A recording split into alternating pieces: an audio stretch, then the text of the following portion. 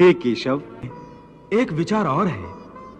आपका ध्यान लगाते समय मन में केवल आप रहें और संसार का कोई विचार बाधा ना डाले। इसका कोई तरीका तो होगा?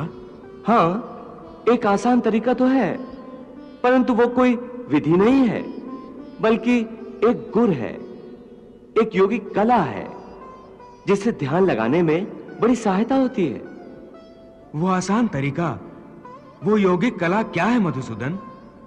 सुनो अर्जुन, संसार के झमेलों से बचने के लिए मनुष्य एकांत में बैठकर मन को प्रभु के ध्यान में लगाए, क्योंकि एकांत में मनुष्य अपने भीतर झांक सकता है। इसी आत्मा से संपर्क ही प्रभु से मिलन का पहला चरण है। इसलिए हे अर्जुन, जो मुझसे मिलन चाहता है उसे सबसे पहले अपने अंतर में ही झांकना चाहिए, और यह तभी संभव हो सकता है जब मनुष्य का अपना शरीर उसके नियंत्रण में हो।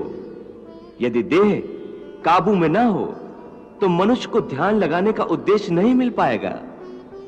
हे अर्जुन, जब तक मनुष्य अपने अंतर की शुद्धि नहीं कर लेता, परमात्मा से ना तो संपर्क कर सकता है और ना ही आत्मा परमात्मा में लीन हो सकती है।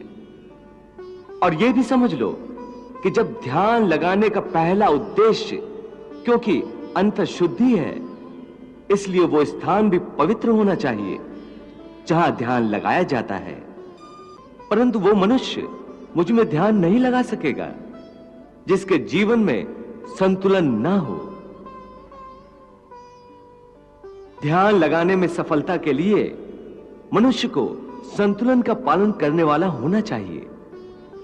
मेरे भक्त को चाहिए कि वो ना इतना खाए कि यूं लगे जैसे वो केवल खाने के लिए जीता है, ना ही इतना कम खाए कि हड्डियों का ढांचा बन जाए, ना इतना सोए कि दिन को भी रात समझे, ना इतना कम सोए कि रात को भी रात न समझे।